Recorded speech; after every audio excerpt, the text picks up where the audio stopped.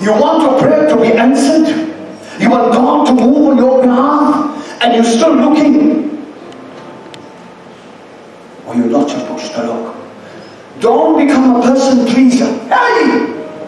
You're going to suffer at the end. Become a God pleaser. A God pleaser.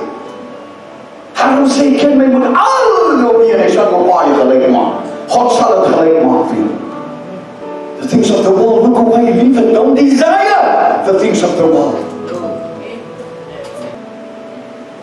If you're afraid of the world, you're an enemy of God. Can I have amen? Amen. I'm a suck amen. Can I have amen? Amen. That's better. It's not the body of Christ.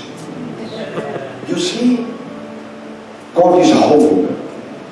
And He wants us to be holy.